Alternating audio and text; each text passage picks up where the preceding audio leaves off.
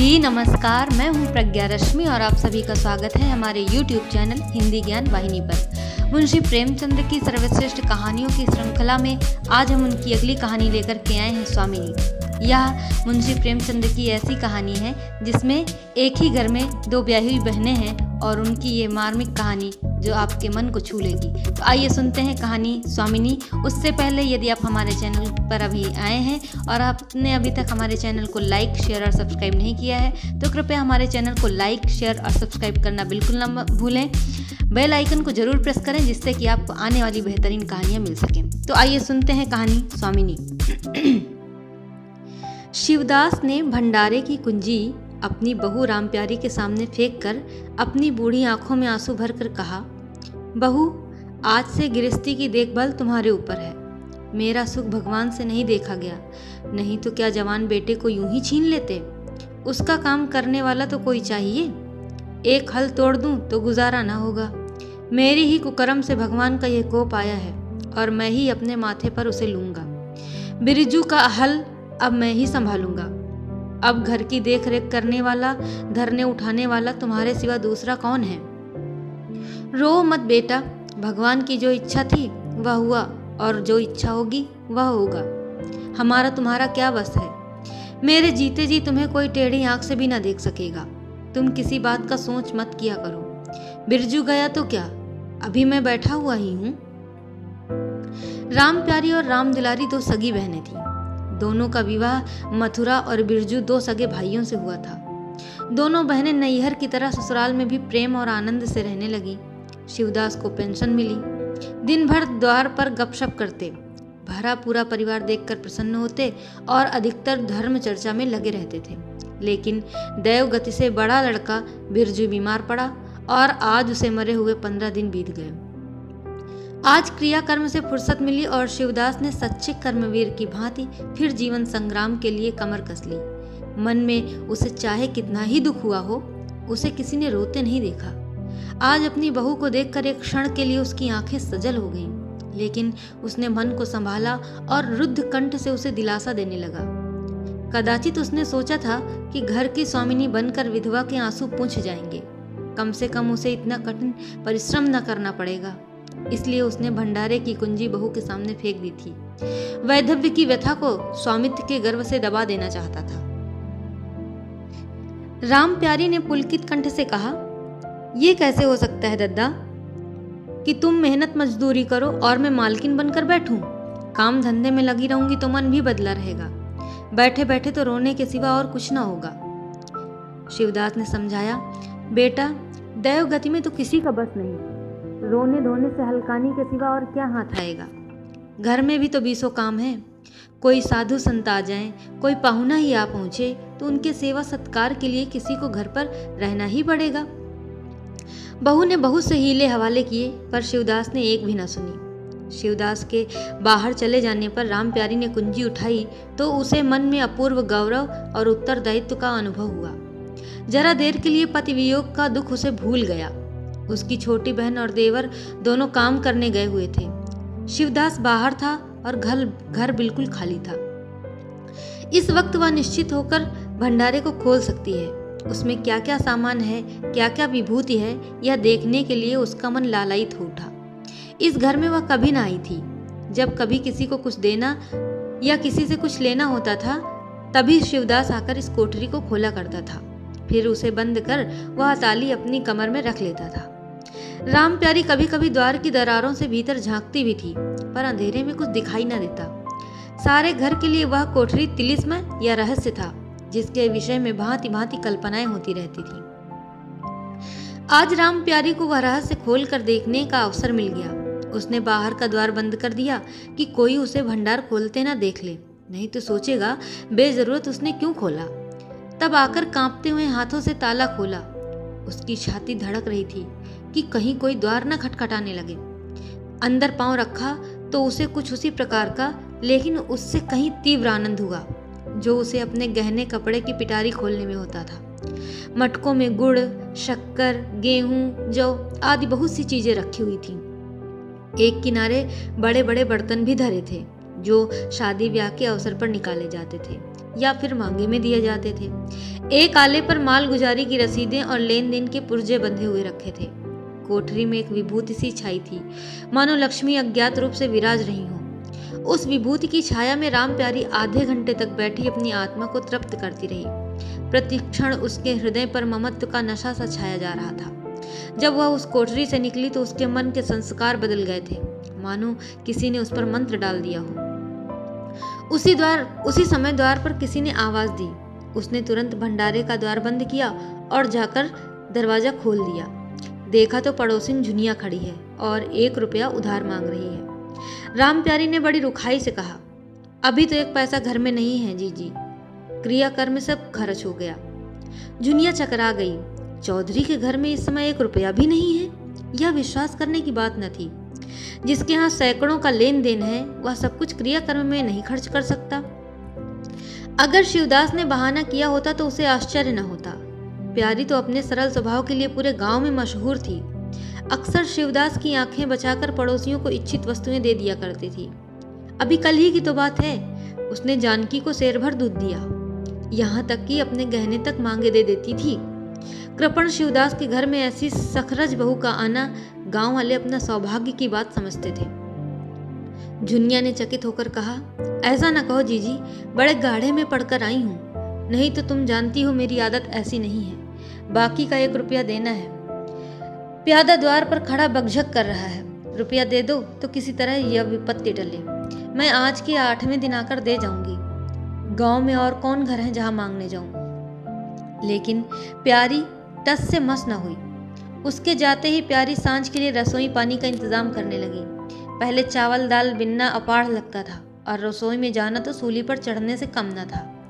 कुछ देर बहनों में झाँव झाँव होती, तब शिवदास आकर कहते, क्या आज रसोई ना बनेगी? तो 2 में से एक उठती और मोटे मोटे टिक्कड़ लगाकर रख देती, मानो बैलों का राती बहू। आज प्यारी तन मन से रसोई के प्रबंध में लगी हुई है कि अब वह घर की स्वामिनी है। तब उसने बाहर निकलकर देखा, कितना कूड़ा करकट पड़ा हुआ है। बुढ़ऊ दिन भर मक्खी मारा करते हैं, इतना भी नहीं होता कि जरा झाड़ू ही लगा दें। अब क्या इनसे इतना भी ना होगा? द्वार चिकना होना चाहिए कि देखकर आदमी का मन प्रसन्न हो जाए, या नहीं कि उबकाई आने लगे। अभी कह दूं तो तिनक उठे। अच्छा, मुन्नी नांद से अलग क्यों खड़ी है? उसने मुन्नी के पास जाकर नांद में झांका। बड़ी दुर्गंध आ रही थी। ठीक मालूम होता है, महीनों से पानी ही नहीं बदला गया। इस तरह तो गाय रह चुकी। अपना पेट भर लिया, छुट्टी हुई, और किसी से क्या मतलब। हाँ, दूध सबको अच्छा लगता है। दादा द्वार पर बैठे चिलम पी रहे हैं, मगर इतना नहीं होता कि 4 घड़ा पानी नांद में डाल दें। मजूर रखा है तो वह भी 3 कौड़ी का। खाने को 1.5 सेर, काम करते नानी मरती है। आ जाता है तो पूछती हूँ, नांद में पानी क्यों नहीं बदला? रहना हो रहे या जाए, आदमी बहुत मिलेंगे। चारों ओर तो लोग मारे मारे फिर रहे हैं। आखिर उससे न रहा गया, घड़ा उठाकर पानी लाने चली। तभी शिवदास ने पुकारा, पानी क्या होगा बहू, इसमें पानी तो भरा हुआ है। प्यारी ने कहा, नांद का पानी सड़ गया है। मुन्नी भूसे में मुंह नहीं डालती, देखते नहीं कोस भर खड़ी है। शिवदास मार्मिक भाव से मुस्कुराया और आकर बहू के हाथ से घड़ा ले लिया। फिर कई महीने बीत गए। प्यारी के अधिकार में आते ही उस घर में जैसे वसंत आ गया। भीतर बाहर जहां देखिए किसी निपुण प्रबंधक के हस्त कौशल, सुविचार और सुरुचि के चिन्ह दिखते थे। प्यारी ने गृह यंत्र की ऐसी चाबी कस दी थी कि सभी पुर्जे ठीक ठाक चलने लगे थे। भोजन भी अब पहले से अच्छा मिलता है और समय पर मिलता है। दूध ज्यादा होता है, घी ज्यादा होता है और काम भी ज्यादा होता है। प्यारी न खुद विश्राम लेती है, न दूसरों को विश्राम लेने देती है। घर में ऐसी बरकत आ गई है कि जो चीज मांगो घर ही में निकल आती है। आदमी से लेकर जानवर तक सभी स्वस्थ दिखाई देते हैं। अब वह पहले की सी दशा नहीं है कि कोई चिथड़े लपेटे घूम रहा है, किसी को गहने की धुन सवार है। हाँ, अगर कोई रुग्ण और चिंतित तथा मलिन वेश में है तो वह प्यारी है, फिर भी सारा घर उससे जलता है। यहाँ तक कि बूढ़े शिवदास भी कभी कभी उसकी बदगोई करते हैं। किसी को पहर रात रहे उठना अच्छा नहीं लगता। मेहनत से सभी जी चुराते हैं, फिर भी यह सब मानते हैं कि प्यारी न हो तो घर का काम न चले। और तो और दोनों बहनों में भी अब उतना अपनापन नहीं। प्रातः काल का समय था। दुलारी ने हाथों के कड़े लाकर प्यारी के सामने पटक दिए और घुन्नाई हुई बोली, लेकर इसे भी भंडारे में बंद कर दे। प्यारी ने कड़े उठा लिए और कोमल स्वर से कहा, कह तो दिया, हाथ में रुपए आने दे, बनवा दूंगी। अभी ऐसा भी घिस नहीं गया है कि आज ही उतार कर फेंक दिया जाए। दुलारी लड़ने को तैयार होकर आई थी। बोली, तेरे हाथ में काहे को कभी रुपए आएंगे और काहे को कड़े बनेंगे। जोड़ जोड़ रखने में मजा आता है ना। प्यारी ने हंसकर कहा, जोड़ जोड़ रखती हूँ तो तेरे लिए ही कि मेरे कोई और बैठा हुआ है, कि मैं सबसे ज्यादा खा पहन लेती हूँ। मेरा अनंत कब का टूटा पड़ा है। दुलारी ने कहा, तुम ना खाओ ना पहनो, जस तो पाती हो। यहाँ खाने पहनने के सिवा और क्या है। मैं तुम्हारा हिसाब किताब नहीं जानती, मेरे कड़े आज बनने को भेज दो। प्यारी ने सरल विनोद के भाव से पूछा, रुपए ना हो तो कहाँ से लाऊं। दुलारी ने उद्दंडता के साथ कहा, मुझे इससे कोई मतलब नहीं, मैं तो बस कड़े चाहती हूँ। इसी तरह घर के सब आदमी अपने अपने अवसर पर प्यारी को दो चार खरी खोटी सुना जाते थे और वह गरीब सबकी धौंस हंस कर सहती थी। स्वामिनी का यह धर्म है कि सबकी धौंस सुन ले और करे वही जिसमें घर का कल्याण हो। स्वामित्व के कवच पर धौंस, ताने, धमकी किसी का असर न होता। उसकी स्वामिनी की कल्पना इन आघातों से और भी स्वस्थ होती थी। वह गृहस्थी की संचालिका है। सभी अपने अपने दुख उसी के सामने रोते हैं, पर जो कुछ वह करती है वही होता है। इतना उसे प्रसन्न करने के लिए काफी था।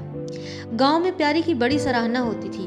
अभी उम्र ही क्या है, लेकिन सारे घर को संभाले हुए है। चाहती तो सगाई करके चैन से रहती, लेकिन इस घर के पीछे अपने को मिटाए देती है। कभी किसी से हंसती बोलती भी नहीं, जैसे काया पलट हो गई।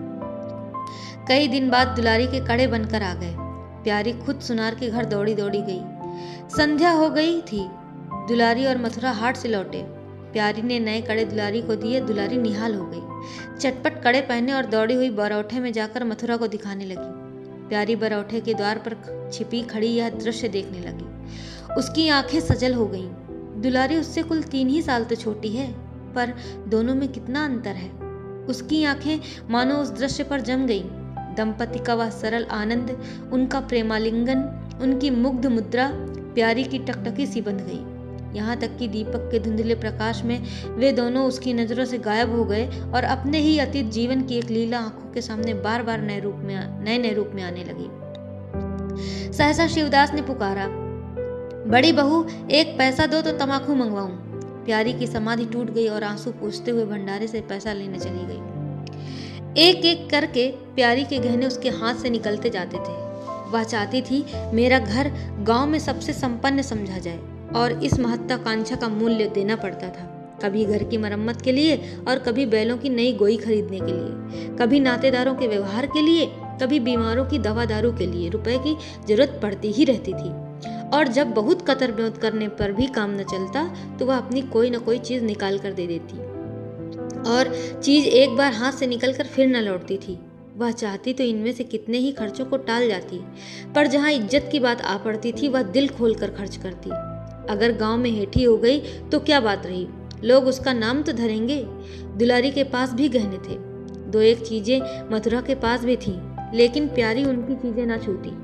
उनके खाने पहनने के दिन हैं, वे इस जंजाल में क्यों फंसे, यही सोचकर वह खुश रहती। कुछ दिनों बाद दुलारी को लड़का हुआ तो प्यारी ने धूम से जन्मोत्सव मनाने का प्रस्ताव किया। शिवदास ने विरोध किया, कहा क्या फायदा, जब भगवान की दया से सगाई ब्याह के दिन आएंगे तो धूमधाम कर लेना। प्यारी का हौसलों से भरा दिल भला क्यों मानता। बोली, कैसी बातें करते हो दादा, पहलौठे लड़के के लिए भी धूमधाम ना हुई तो कब होगी। मन तो नहीं मानता, फिर दुनिया क्या कहेगी, नाम बड़े दर्शन थोड़े। मैं तुमसे कुछ नहीं मांगती, अपना सारा सरजाम कर लूंगी, गहनों के माथे जाएगी और क्या।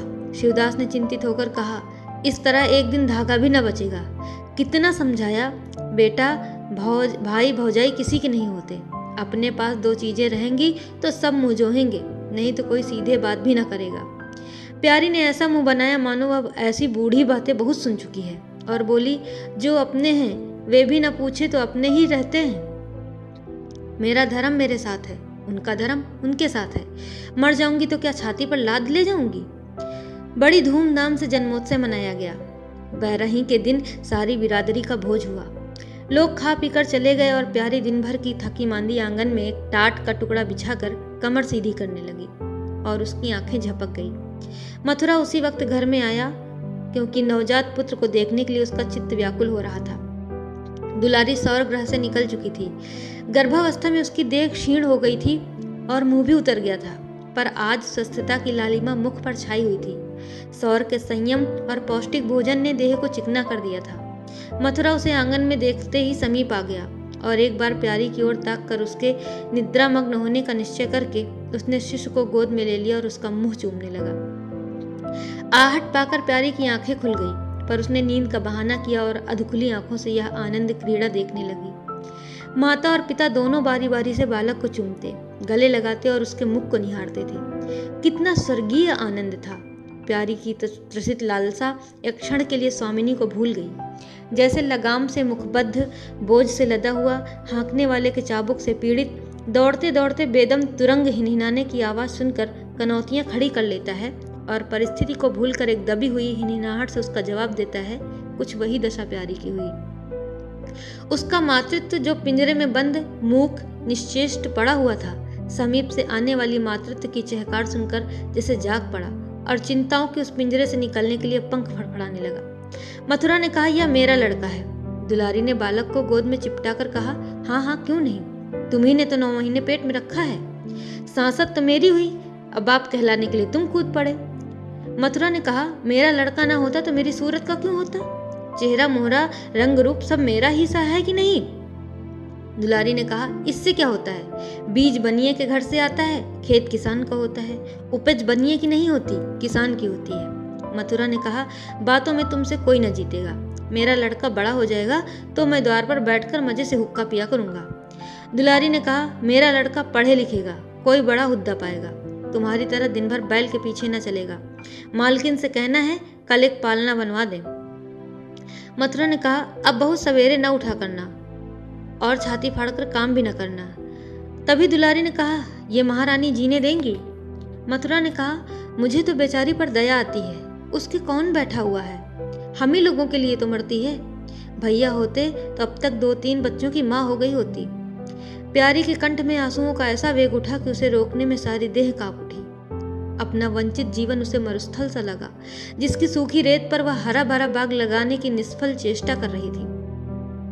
कुछ दिनों के बाद शिवदास भी मर गया। उधर दुलारी के 2 बच्चे और हुए, वह भी अधिकतर बच्चों के लालन पालन में व्यस्त रहने लगी। खेती का काम मजदूरों पर आ पड़ा। मथुरा मजदूर तो अच्छा था, लेकिन संचालक अच्छा न था। उसे स्वतंत्र रूप से काम लेने का कभी अवसर न मिला। खुद पहले भाई की निगरानी में काम करता रहा, बाद में बाप की निगरानी में करने लगा। खेती का तार भी न जानता था। वही मजदूर उसके यहाँ टिकते थे जो मेहनत नहीं खुशामद करने में कुशल होते थे। इसलिए प्यारी को अब दिन में 2-4 चक्कर हार के भी लगाना पड़ता। कहने को वह अब भी मालकिन थी, पर वास्तव में घर भर की सेविका थी।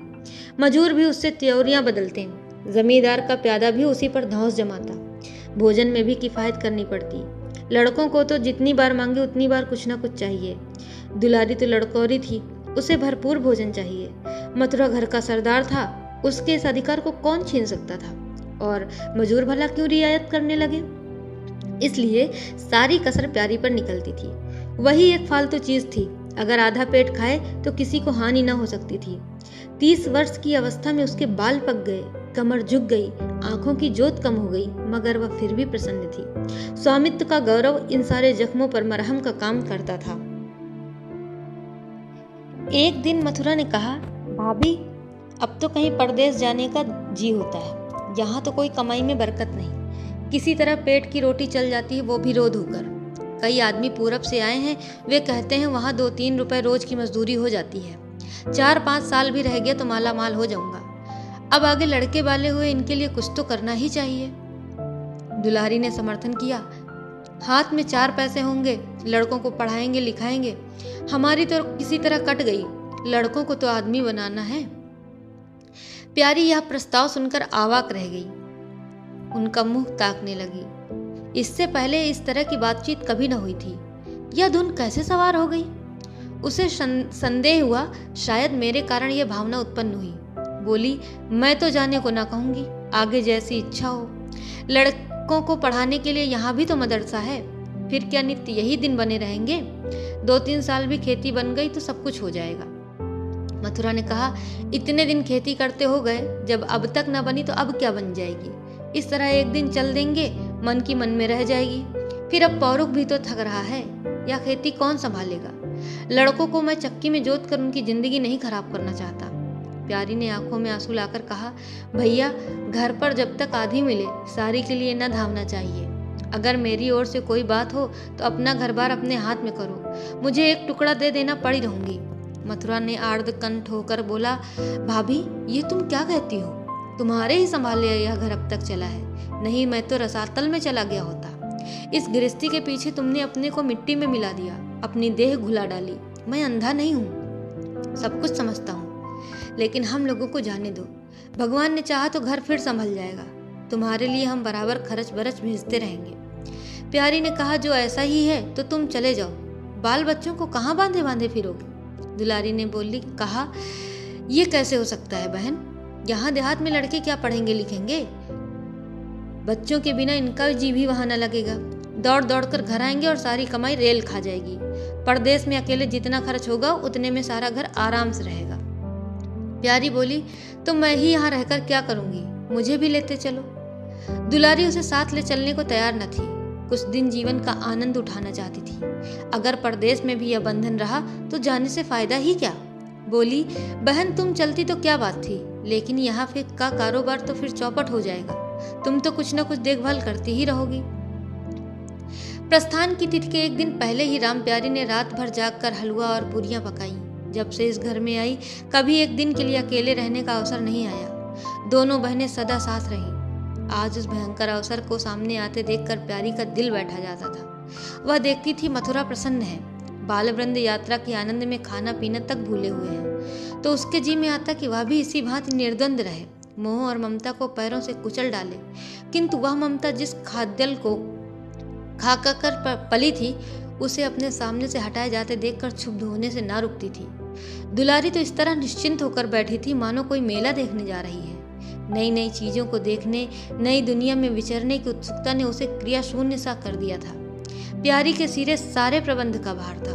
धोबी के घर से सब कपड़े आए हैं या नहीं, कौन कौन से बर्तन साथ जाएंगे, सफर खर्च के लिए कितने रुपए की जरूरत होगी।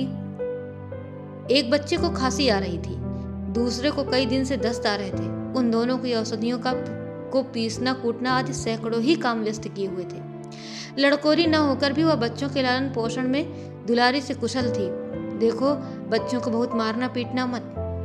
मारने से बच्चे जिद्दी या बेहया हो जाते हैं। बच्चों के साथ आदमी को बच्चा बन जाना पड़ता है। तो जो तुम चाहो कि हम आराम से पड़े रहें और बच्चे चुपचाप बैठे रहें, हाथ पैर ना हिलाएं, तो यह नहीं हो सकता। बच्चे तो स्वभाव के चंचल होते ही हैं। उन्हें किसी न किसी काम में फंसाए रखो।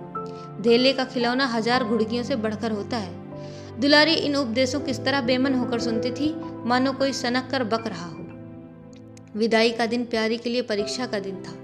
उसके जी में आता था कहीं चली जाए, जिसमें वह दृश्य देखना ना पड़े। हाँ, घड़ी भर में यह घर सूना हो जाएगा।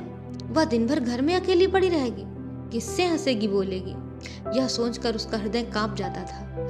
जो जो समय निकट आता था उसकी वृत्तियां शिथिल होती जाती थीं। वह कोई काम करते करते जैसे खो जाती थी और अपलक नेत्रों से किसी वस्तु को ताकने लगती। कभी अवसर पाकर एकांत में जाकर थोड़ा सा रो आती थी। मन को समझा रही थी कि यह लोग अपने होते तो क्या इस तरह चले जाते। यह तो मानने का नाता है, इसी पर कोई जबरदस्ती थोड़े ही है। दूसरों के लिए कितना ही मरो तो भी अपने नहीं होते हैं। पानी तेल में कितना ही मिले फिर भी रहेगा अलग ही। बच्चे नए नए कुर्ते पहने नवाब बने घूम रहे थे। प्यारी उन्हें प्यार करने के लिए गोद लेना चाहती तो रोने का सा मुंह बनाकर छुड़ाकर भाग जाते। वह क्या जानती थी कि ऐसे अवसर पर बहुधा अपने बच्चे भी निष्ठुर हो जाते हैं। 10 बजते बजते द्वार पर बैलगाड़ी आ गई। लड़के पहले ही से उस पर जा बैठे। गांव के कितने स्त्री पुरुष मिलने आए। प्यारी को इस समय उनका आना बुरा लग रहा था। वह दुलारी से थोड़ी देर एकांत गले मिलकर रोना चाहती थी। मथुरा से हाथ जोड़कर कहना चाहती थी कि मेरी खोज खबर लेते रहना, तुम्हारे सिवा मेरा संसार में और कौन है। लेकिन इस भंभड़ में उसको इन बातों का मौका न मिला। मथुरा और दुलारी दोनों गाड़ी में जा बैठे और प्यारी द्वार पर रोती खड़ी रह गई। वह इतनी विह्वल थी कि गांव के बाहर तक पहुंचाने की सुध भी उसे न रही। कई दिनों तक प्यारी मूर्छित सी पड़ी रही। न घर से निकली, न चूल्हा जलाया, न हाथ मुंह धोया। उसका हलवाहा जोखू बार बार आकर कहता, मालकिन उठो, मुंह धो, कुछ तो खाओ पियो। कब तक इस तरह पड़ी रहोगी? इस तरह की तसल्ली गांव की और भी स्त्रियां देती, पर उनकी तसल्ली में एक प्रकार की ईर्ष्या का भाव छुपा हुआ जान पड़ता था। जोखू के स्वर में सच्ची सहानुभूति झलकती थी। जोखू कामचोर, बातूनी और नशेबाज था। प्यारी उसे बराबर डांटती रहती थी। 2-1 बार उसे निकाल भी चुकी थी, पर मथुरा के आग्रह से फिर रख लिया था। आज भी जोखू की सहानुभूति भरी बातें सुनकर प्यारी झुंझलाती कि यह काम करने क्यों नहीं जाता, यहाँ मेरे पीछे क्यों पड़ा हुआ है। मगर उसे झिड़क देने को जी ना चाहता था। उसे उस समय सहानुभूति की भूख थी, और वैसे भी फल कांटेदार वृक्ष से भी मिले तो क्या उन्हें छोड़ दिया जाता है। धीरे धीरे क्षोभ का वेग कम हुआ। जीवन के व्यापार होने लगे। अब खेती का सारा भार प्यारी पर था। लोगों ने सलाह दी, एक हल तोड़ दो और खेतों को उठा दो, पर प्यारी का गर्व ये ढोल बजाकर अपनी पराजय स्वीकार करना न था। सारे काम पूर्ववत चलने लगे। उधर मथुरा के चिट्ठी पत्री न भेजने से उसके अभिमान को और भी उत्तेजना मिली। वह समझता है मैं उसके आश्रय बैठी हूँ। उसके चिट्ठी भेजने से मुझे कोई निधि न मिल जाती। अगर उसे मेरी चिंता नहीं है तो मैं कब उसकी परवाह करती हूँ। घर में तो अब विशेष काम रहा नहीं। प्यारी सारे दिन खेती बाड़ी के कामों में लगी रहती। खरबूजे बोए थे, वह खूब फले और खूब बिके। पहले सारा दूध घर में खर्च हो जाता था, अब बिकने लगा। प्यारी की मनोवृत्तियों में भी एक विचित्र परिवर्तन आ गया। वह अब साफ कपड़े पहनती। मांग चोटी की ओर से भी उतनी उदासीन न थी। आभूषणों में भी रुचि हुई। रुपए हाथ में आते ही उसने अपने गिरवी गहने छुड़ाए और भोजन भी संयम से करने लगी। सागर पहले खेतों को सींचकर खुद खाली हो जाता था, अब निकास की नालियां बंद हो गई थीं। सागर में भी पानी जमा होने लगा और उसमें हल्की हल्की लहरें भी थीं, जिसमें खिले हुए कमल भी थे। एक दिन जोखू हार से लौटा तो अंधेरा हो गया था। प्यारी ने पूछा, अब तक वहां क्या करता रहा? जोखू ने कहा, 4 क्यारियां बच रही थी। मैंने सोचा 10 मोट और खींच दूं, कल का झंझट कौन रखे। जोखू अब कुछ दिनों से काम में मन लगाने लगा था। जब तक मालिक उसके सिर सवार रहते थे वह हीले बहाने बहुत करता था, लेकिन अब सब कुछ उसके हाथ में था। प्यारी सारे दिन हार में थोड़ी ही रह सकती थी, इसलिए अब उसमें जिम्मेदारी आ गई थी। प्यारी ने लोटे का पानी रखते हुए कहा, अच्छा हाथ मुंह धो डालो। आदमी जान रखकर काम करता है, हाय हाय करने से कुछ नहीं होता। खेत आज न होते कल होते, क्या जल्दी थी। जोखू ने समझा प्यारी बिगड़ रही है। उसने तो अपनी समझ में कारगुजारी की थी और समझा था तारीफ होगी। यहाँ आलोचना हुई। चिढ़कर बोला, मालकिन दाहिने बाएं दोनों ओर चलती हो, जो बात नहीं समझती हो उसमें क्यों कूदती हो। कल के लिए तो ऊंचवा के खेत पड़े सूख रहे हैं। आज बड़ी मुश्किल से कुआं खाली हुआ था। सवेरे मैं पहुंचता तो कोई और आकर न छींक लेता, फिर 8 तक राह देखनी पड़ती, तब तक तो सारी ऊख विदा हो जाती।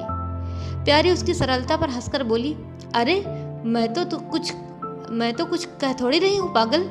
मैं तो कहती हूँ कि जान रखकर काम कर, कहीं बीमार पड़ गया तो लेने के देने पड़ जाएंगे।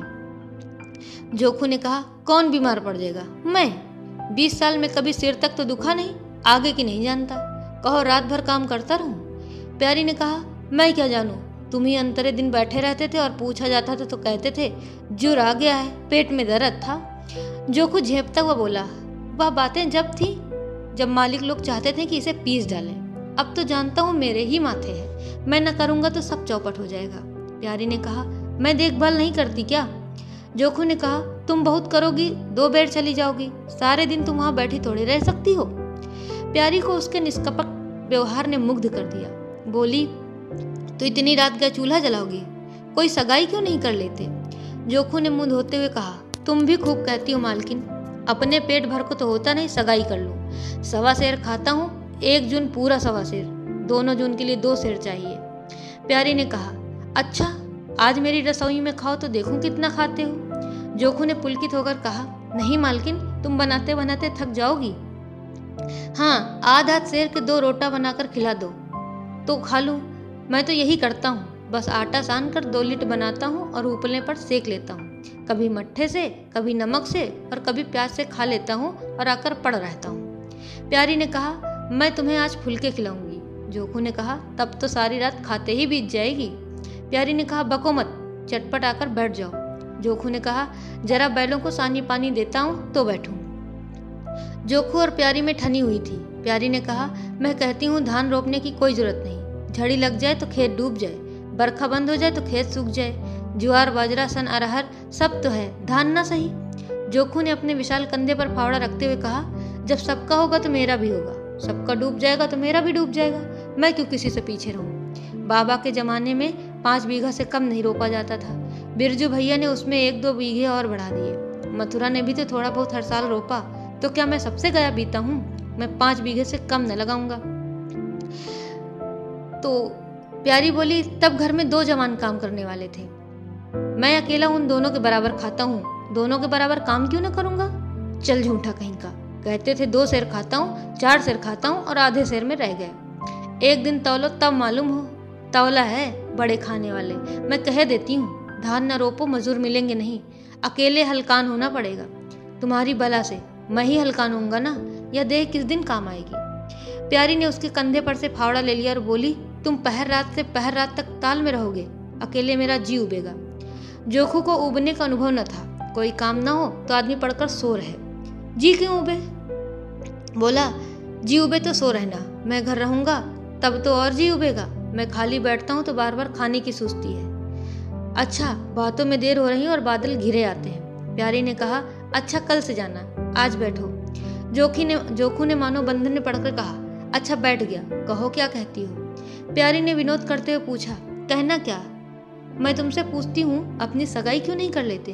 अकेले मरती हूँ तब 1 से 2 हो जाऊंगी। जोखू शर्माता हुआ बोला, तुमने फिर वही बेबात की बात छोड़ दी मालकिन। किससे सगाई कर लूं? यहाँ ऐसी मेहरिया लेकर क्या करूंगा जो गहनों के लिए मेरी जान खाती रहे। प्यारी ने कहा, यह तो तुमने बड़ी कड़ी शर्त लगाई, ऐसी औरत कहाँ मिलेगी जो गहने भी ना चाहे। जोखू ने कहा, या मैं थोड़े ही कहता हूँ कि वह गहने ना चाहे, हाँ लेकिन मेरी जान न खाए। तुमने तो कभी गहनों के लिए हट ना किया, बल्कि अपने सारे गहने दूसरों के ऊपर लगा दिए। प्यारी के कपोलों पर हल्का सा रंग आ गया। बोली, अच्छा और क्या चाहते हो। जोखू ने कहा, मैं कहने लगूंगा तो बिगड़ जाओगी। प्यारी की आंखों में लज्जा की एक रेखा नजर आई। बोली, बिगड़ने की बात कहोगे तो जरूर बिगड़ूंगी। जोखू ने कहा, तो मैं न कहूंगा। प्यारी ने उसे पीछे की ओर ठेलते हुए कहा, कहोगी कैसे नहीं, मैं कहला के छोड़ूंगी। जोखू ने कहा, मैं चाहता हूं कि वह तुम्हारी तरह हो, ऐसी गंभीर, ऐसी ही बातचीत में चतुर, ऐसा ही अच्छा पकाती हो, ऐसी ही किफायती हो और ऐसी ही हंसमुख हो। बस ऐसी औरत मिलेगी तो करूंगा, नहीं तो इसी तरह पड़ा रहूंगा। प्यारी का मुख लज्जा से आरक्त हो गया। उसने पीछे हटकर कहा, तुम बड़े नटखट हो, हंसी हंसी में सब कुछ कह गए। तो कहानी यहीं पर समाप्त होती है। आशा करते हैं कि आपको ये कहानी बहुत अच्छी लगी होगी। तब तक हमारे साथ जुड़े रहिए और ऐसी कहानियों का आनंद उठाते रहिए। बहुत बहुत धन्यवाद। नमस्कार।